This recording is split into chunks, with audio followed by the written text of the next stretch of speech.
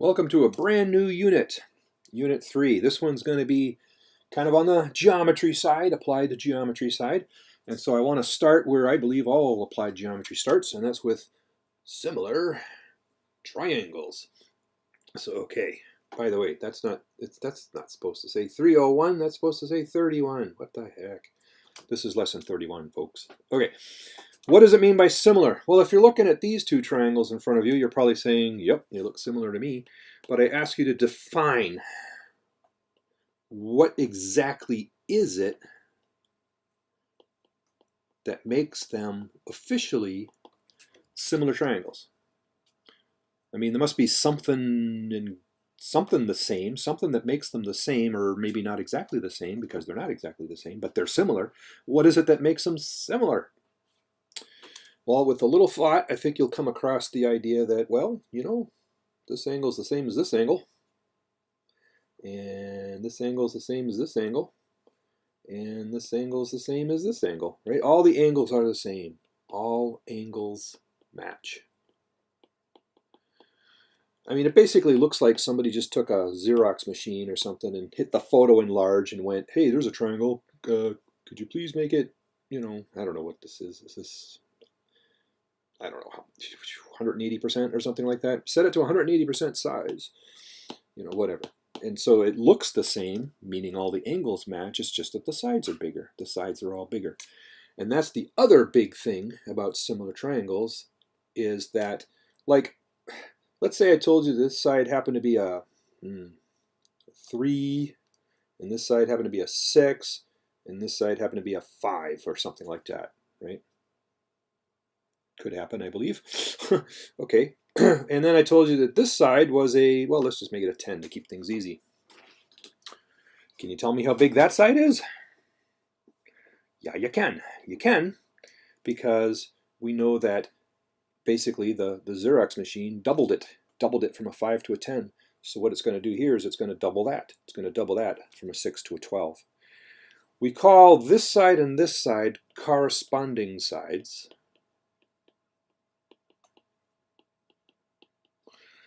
This side corresponds to this side, right? I mean, it's just the one that goes with it. And then, of course, this side corresponds to this side. Corresponding sides, pardon me, are in proportion.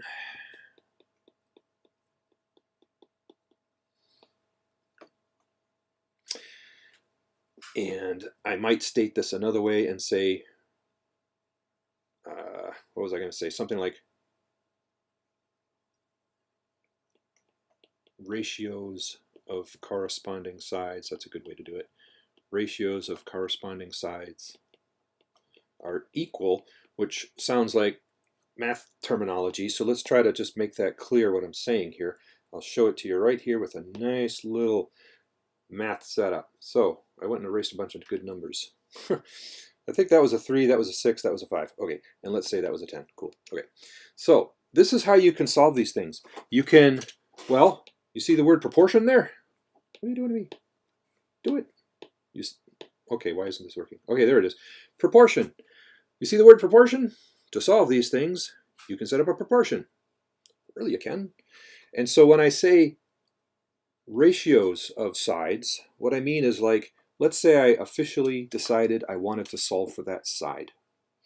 What you do is you say, well, I can cross the triangle from the x to the 10, and then I just cross this triangle in the same sense, and I make two ratios. So over here, I've got a 6 over a 5. That's the ratio of those two sides. These, of course, are corresponding sides. It's the corresponding ratio. The arrow goes the same way and everything.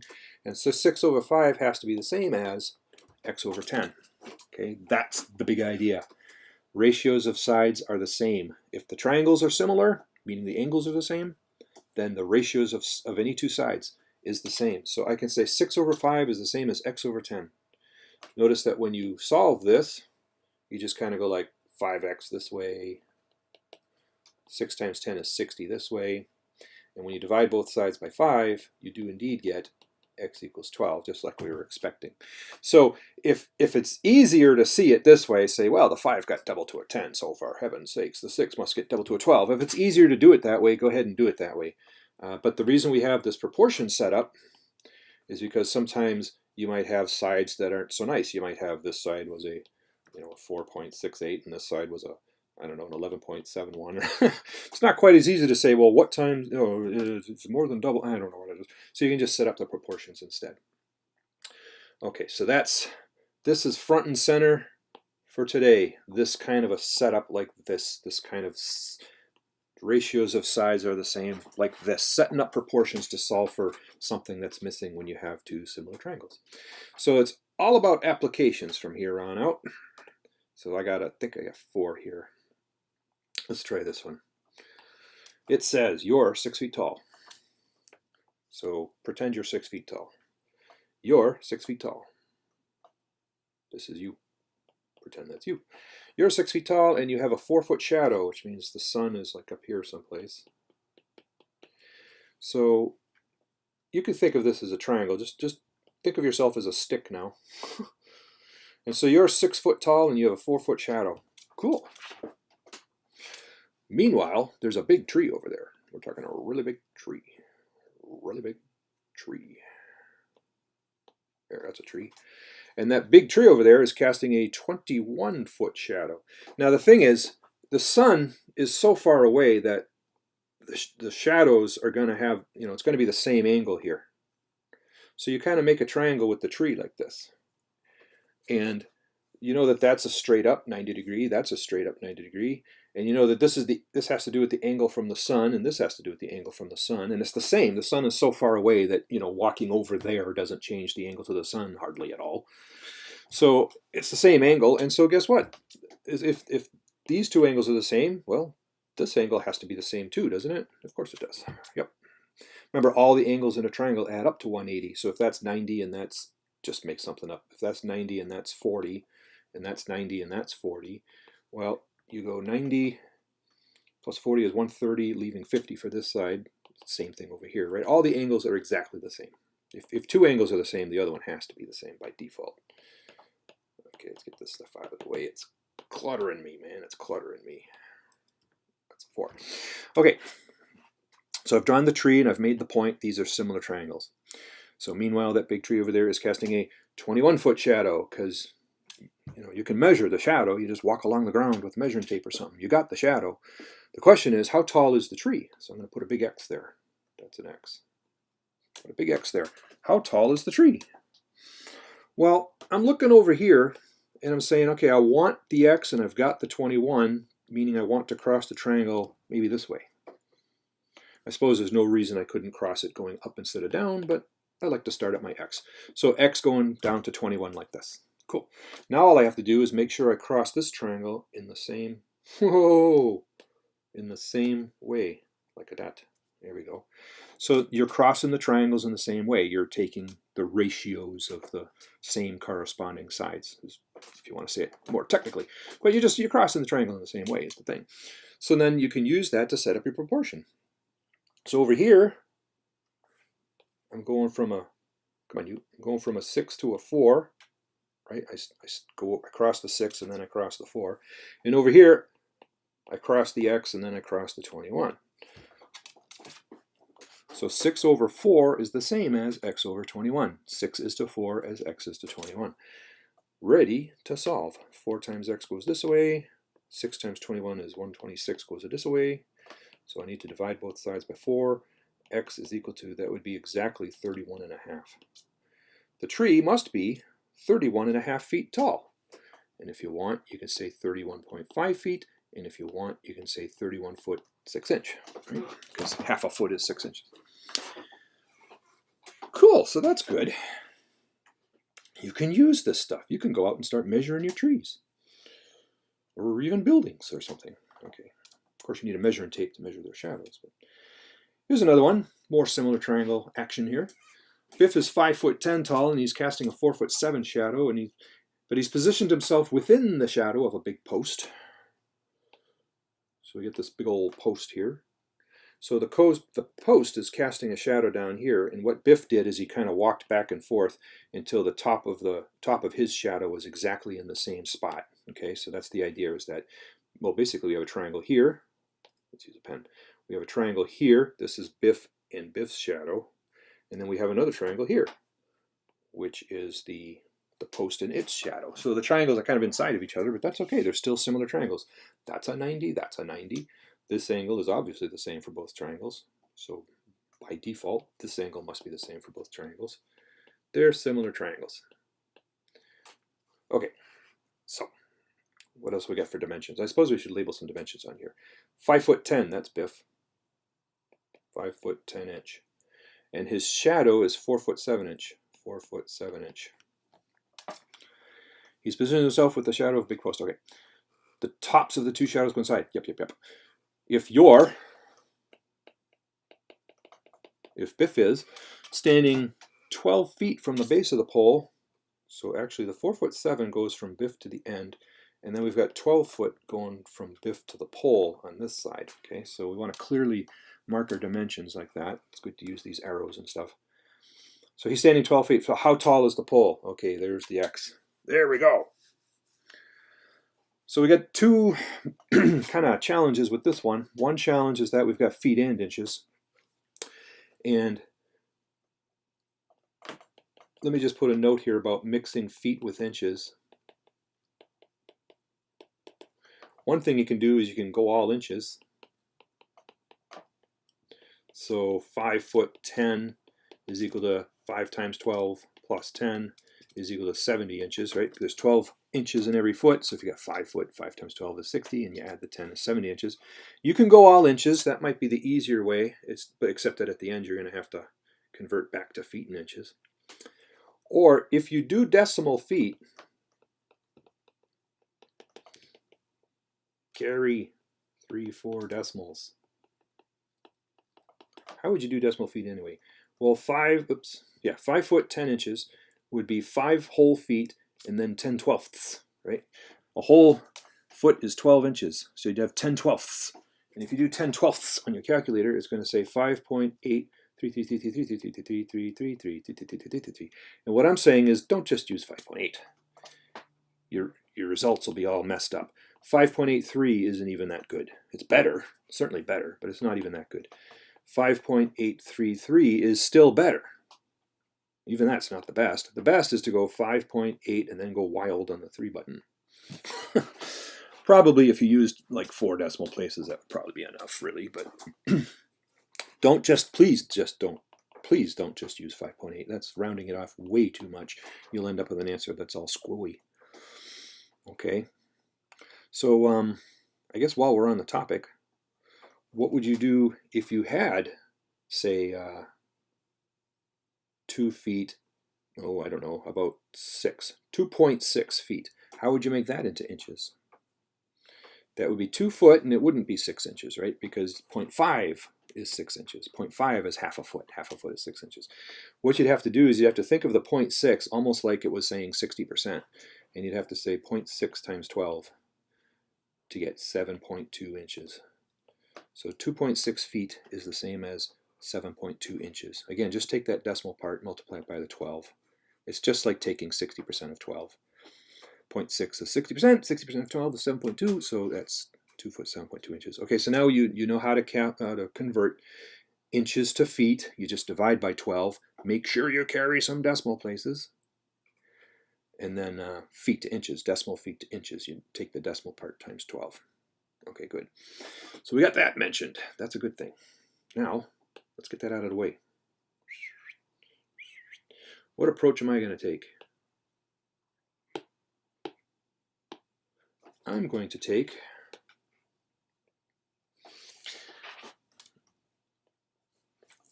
I think I'm going to go with all inches. I think that sounds easier to me. So all inches. So 12 feet is 12 times 12 is 144 inches. 4 feet is 48 inches plus 7. That's 55 inches. And then Biff is, didn't we just figure that out? He's 70 inches, right? 70 inches tall. So I'm just going to cross off the feet so I don't grab them by mistake.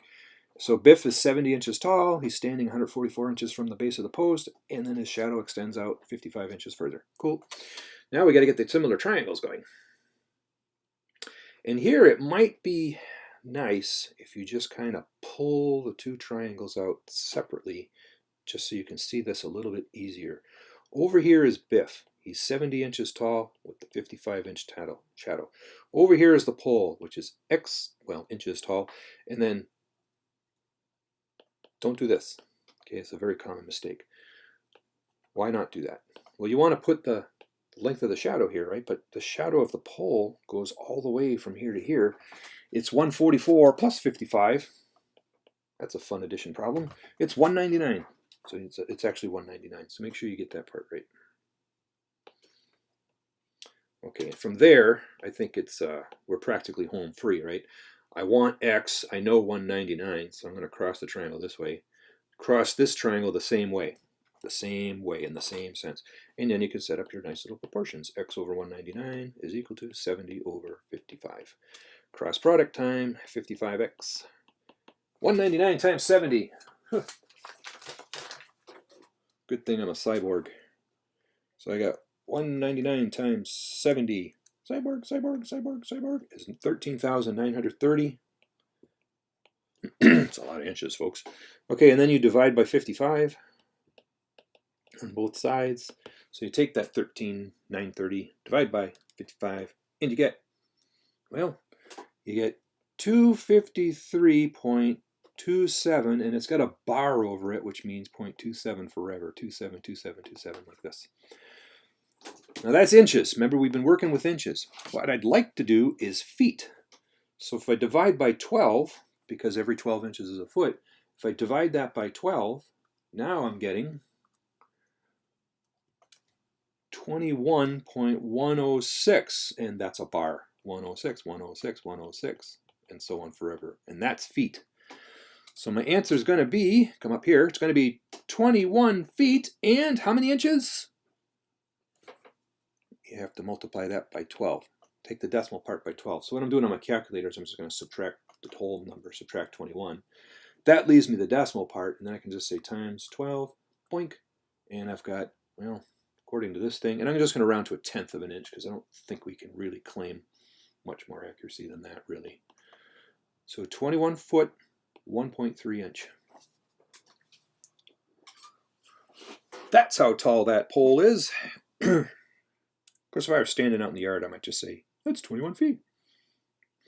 But the math says that if all of our measurements here are accurate right down to the inch, then we'd have 21 foot, 1.3 inches.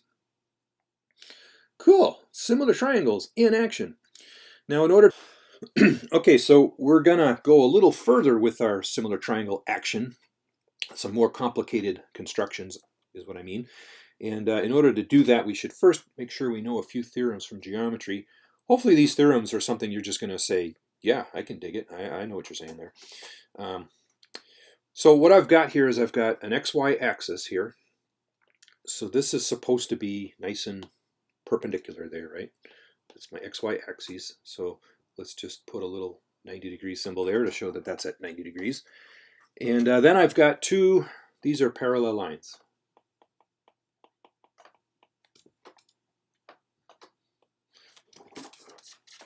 So you can say, hey, here's a line crossing the parallel line. Or you can say, hey, here's another line crossing the two parallel lines. Okay, so we got these two parallel lines. They go at exactly the same slope, the same angle. Now, if I were to say that this here was a, I don't know, let's call this a 40-degree angle right there. Would you believe me if I said this is also a 40-degree angle? I think you would. I've never had anyone disagree with me on that one. Don't they look the same? They just look the same. Well, that's what we mean by vertical angles. Those are vertical angles. I'm not sure why they call them vertical, but that's what they call them, vertical angles. So whenever you have two lines that cross, it's got to be two straight lines cross each other. If you know this angle, then the one that's like directly across has to be the same. Those angles are vertical angles, and they are equal. And actually, those look horizontal to me, but they call them vertical angles, whatever. And of course, you could also say the same thing. This angle is the same as this angle. So whenever you have two lines cross, you know that the angles that are right across from each other like this are the same. So that's a pretty good theorem. One down. I think it makes kind of some sense, right? One theorem down. Now, let's get another theorem going. Let's see now here. Take a focus on this line right there and on these two parallel lines. Okay, I'm going to show you something that I think you're going to believe. Would you believe that that's a 40-degree angle right there? I'm looking at this angle, comparing it to this angle. Those are the same because what they're called is alternate interior angles. Alternate interior angles. And what we mean by that is alternate means, let me put it this way. When you're playing with alternate interior angles, what you've got is you've got two parallel lines and a line that crosses them. Okay? Interior means we're talking about in between the two parallel lines. Interior. Alternate means they're on opposite sides of that line that crosses, right? So those are the alternate. And so the alternate interior angles are the same. And so if you look at this, I got a line, I got a line, I got a line that crosses the line. Okay, so kind of tilt your head a little bit if you want. But this is interior, this is on one side of my crossing line, this is on the other side of my crossing line. They're alternate interior angles. They must be the same. So you can trust it. It's 40 degrees. It's 40 degrees. Oh, let me erase some of this stuff that I put here. Too much clutter. Too much clutter. Yeah. So by using alternate interior angles, we made the argument that that must also be 40 degrees. So far, so good. Let's see. What else can we do? Hey, I know what we can do. We can maybe come back over to here and let's get this angle now. Actually, let's do this in a different color. Maybe green. Would you believe me if I said that this had to be 140 degrees? Why is that? Well, what I'm thinking is actually I'm over here. All lines. Whenever you have a straight line, right? There's a straight line. The two angles, or however many angles you've got, all the angles that make up a straight line have to add up to 180. In this case, we've got two angles, they have to add up to 180. So if that's 40, 40 plus what is 180? That must be 140 degrees. Okay, so I think you've kind of seen that one before. All the angles in a straight line add to 180. That's a useful one. So actually I can do the same thing over here, right? Here's a straight line. So if that's 40, that must be 140. So this must be 140. And then I'm going to pull an interesting trick on you. I'm going to do this one two ways. I'm going to find this angle two different ways. One way, of course, is you can say, oh, vertical angles. They have to be the same. Vertical angles are the same. Yes, they are. That's one way to say that that is indeed 140 degrees. Here's another way to say it. And it has to do with this theorem over here. Alternate exterior angles. So if you have two parallel lines, then you take some, maybe take this angle. That's on the exterior of your parallel lines. They're outside the parallel lines. Go on opposite sides of this crossing line here, and you get what's called alternate exterior angles, and they're the same. So this and this are alternate exterior angles because it's probably easier to see it if you tilt your head so that the parallel lines look horizontal. But it's like, here's your two parallel lines, you got the line crossing it. This is on the outside of the parallel lines here, and then this is on the outside of the parallel lines, but on the other side. Alternate exterior angles. They have to be the same. Boy, it's real easy to clutter up your diagram fast. Well, that's what makes this better than a whiteboard. I can erase. Real easy. Okay. So we're moving right along here, right? We've used, how many have we used? We've actually seen in use 1, 2, 3, 4 of these. And then there's the other thing that I'm sure you've heard of before. It's the old all triangles have 180 degrees. Right? Write that down if you're going to forget it. But all triangles have 180 degrees. So let's see. Where have I got a triangle? Here's a nice triangle right there.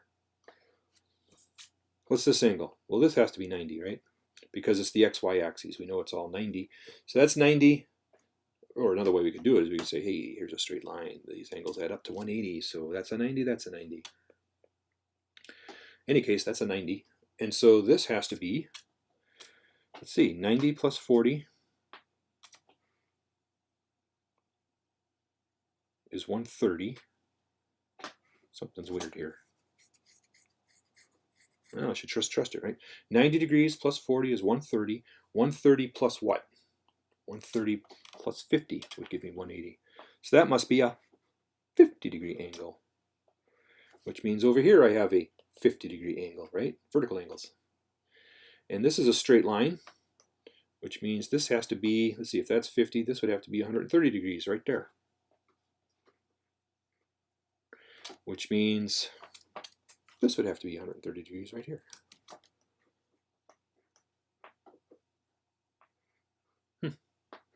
I'm just looking at this and freaking out. Let's get some more answers. Oh, over here, I didn't really finish over here, but since that's 40, that must be 40, right? Right. Okay. So notice that I'm kind of digging on this right now. I'm thinking, see all these 4 angles right here? They're the same as all these 4 angles right here. And that's because they have to do with the same straight line crossing those parallel lines. So yeah, let's finish this. We'll call this 140. Yep. Now, doesn't that kind of set you up to expect that like all of these 4 angles will be the same as all of these 4 angles? That's what it sets me up. Now, we're talking about the same line crossing here, right? So let's use some of our theorems. 50 and 50, these are alternate interior angles. They have to both be 50. 50 and 50, these are alternate exterior angles. They have to be the same. And by the way, these are vertical angles. They have to be the same. All the angles in a straight line add up to 180. So if that's a 50, that's a 130. And if that's a 50, that's a 130. And we're done. We've got every single angle there. Okay, so oftentimes you'll have parallel lines. And if there's one crossing it like that, try to keep in mind there's all kinds of theorems you can use. You can say, isn't that angle kind of the same as that angle? And the answer is yes. Isn't this angle kind of the same as this angle? And the answer is yes, and so on. So there's some nice theorems here that you can stand on and say, look, it's a theorem. Don't you be doubting me. It's a theorem. Okay, and now we're going to use some of these theorems to do a really cool surveying trick. Biff wants to measure the horizontal distance from one side of a mountain to the other. So I'm going to do the airplane view. So let's say this is Mount Moose.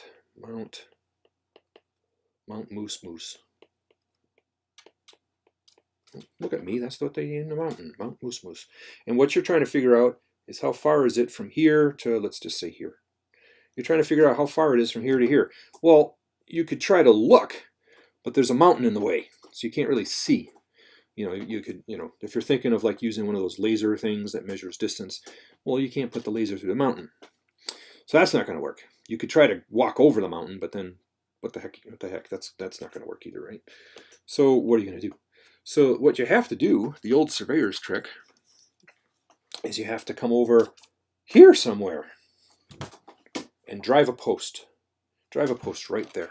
We're going to build us a triangle or two. So let's see now here. Let's just assume for the sake of accuracy, or for the sake of accuracy, let's assume for the sake of easiness that this is a pure north-south line.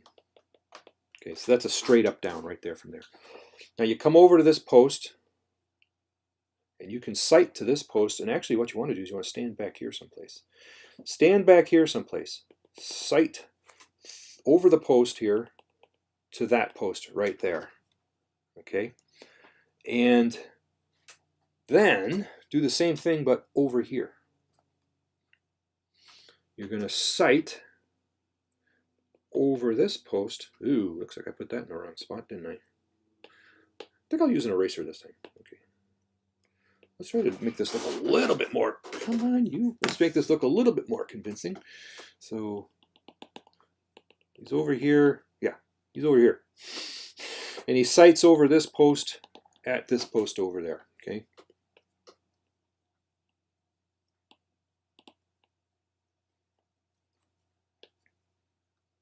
Try to make make these look like real kind of like lines. Okay, cool. And let's make sure that this is also a north-south line. North-south line. Straight up and down line. So you know what that means. That means that these are parallel. Those two lines are parallel. We might be using one of our parallel theorems in a minute here, folks.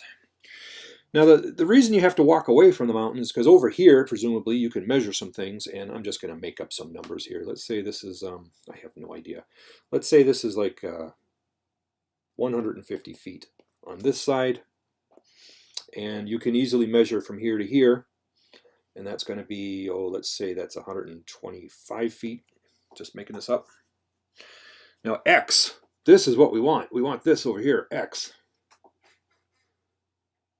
What a lousy place for an x. X, we want x. We want to know that distance from pole to pole. I've got this distance, 150 feet. Now, first order of business. Do you believe that we have similar triangles here? Does this triangle look the same as this triangle? Maybe. Well, how can you prove that they're the same, similar triangles? You need to know for sure. And especially, you need to know which sides correspond to each other, right? Because what you're going to want to do is you're going to want to, on your next step, you're going to measure maybe this line, maybe this line. Which one do you need? You got to measure one of them, right? You can't just pick one. The proportion is going to demand that you use one or the other. Which ones are going to want you to use? Well, this is why it's a good idea to say, well, how do I know for sure that these are similar triangles? Remember, similar triangles, all angles should match. And so that's the question here. Do all the angles match? Well, we know for a fact that this angle and this angle are the same. Remember, those are vertical angles. When two lines cross each other, those are vertical angles. They must be the same. Well, let's take a look at this angle here. Notice it's the angle that's between my two measurements. Seems like a good one. So it's the angle that's between the parallel line and here. Well, if this is between the parallel lines, then it's an interior. What I'd like to do is get the alternate interior. Alternate interior means you come over, but then you cross the line. Here, that's the angle that corresponds to that one. Come on, you. That angle corresponds to that one. And then by process, well, I guess you could say this. Here's a triangle, so they all add up to 180, so that's going to be whatever. And then this is the same thing. It has to be the same. Besides, those are also alternate interior angles. So there, they are similar triangles. Yep. So if I want to cross, let's say I'm going to want to cross this triangle, I think we can see, yeah, this side corresponds to this side. Sure. This side corresponds to which one? Does it correspond to this one, or does it correspond to this one? Well, here's how I look at it. I say this side is got the single angle and the double angle. So we want the side that has the single angle and the double angle as well. So it really is this side. This is the side that corresponds. Cool. So now we know which side we have to measure. We have to go measure this side. Now, fortunately, there's no mountain in the way, so we come over here, we measure that line, and let's just say that we get, oh, I don't know. What's that look like to you? Doesn't have to be to scale now, does it? No, it doesn't. I'm going to say, I don't know. I'm going to say that it's, I'm just going to say it's an even 1,000 feet. Okay. Now we can set up our proportions.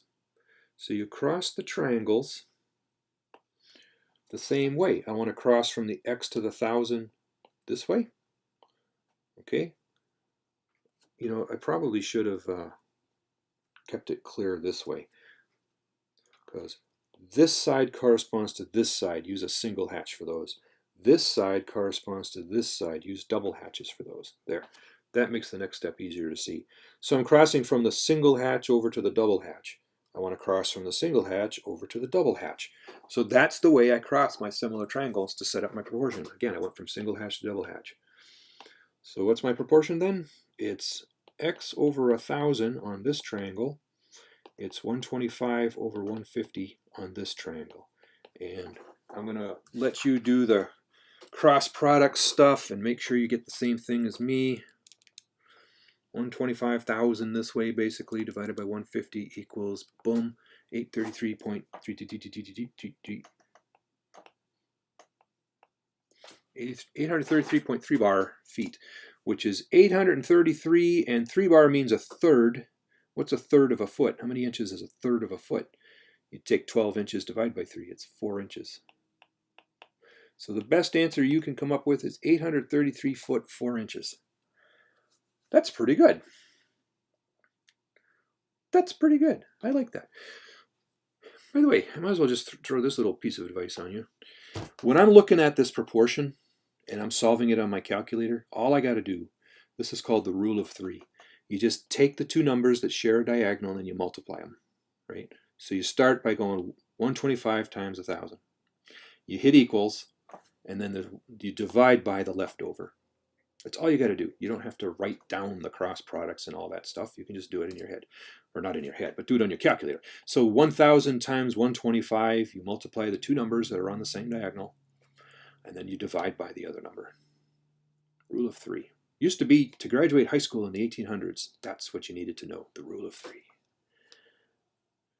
course, now they teach you everything except the rule of 3. But anyway, whatever. One more. This one's actually a healthy one to look at. Let me see if I can expand this a little. That's good. Well, we got, what color do I feel like? I want more colors. I want some new colors, man. Oh well. Betty's flying a kite, or Bess. Bess is flying a kite.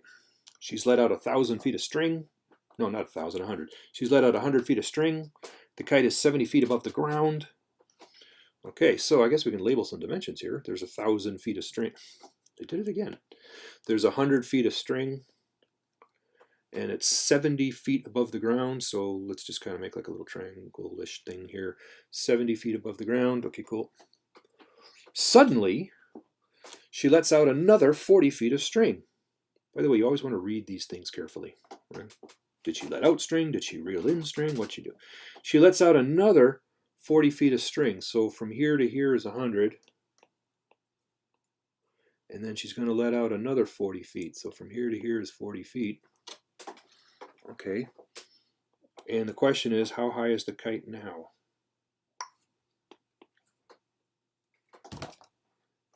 And that's all the numbers, right? She let out 100 feet. Kite is 7 feet above the ground. She lets out 40 feet. How high is the kite now? Assume the angle of the string remains the same. Well, technically the angle of the string would be right here, right, from the horizontal. That's going to stay the same. And that Bess's hand is 4 feet off the ground. Complication. 4 feet off the ground, huh? Okay, so that's saying that from here to here is a 4-foot distance. 4-foot distance off the ground. Now here's the thing. Follow me on this one. Could I go from her hand to the bottom of the ground, call that one triangle, and then go from her hand to over here and call that another triangle? The answer is not quite. Not really, because they wouldn't be similar triangles. Why wouldn't they be similar? Well, I think you can see the angle to this point is different than the angle to this point. They wouldn't have all matching angles. That's a problem. Okay, you have to have matching angles if you're going to have similar triangles. So this 4 feet off the ground thing turns out to be extremely important, because what it's telling us is that we should go straight across like this, make a couple of 90 degrees. That's 90, that's 90. Okay. And so you see this 70 feet? Well, it's 70 feet to the ground, but it's really only 66 feet from here to here. Okay. So this is the whole the triangles are not on the ground, is what I'm trying to say. The triangles are up in the air. There's a little 4-foot distance here, there's a little 4-foot distance here. That's important to get that right, because again, you have to have similar triangles. Similar triangles. In this case, if I draw the triangles out separately, sometimes it's a good idea to do that. I have a little triangle and I have a big triangle.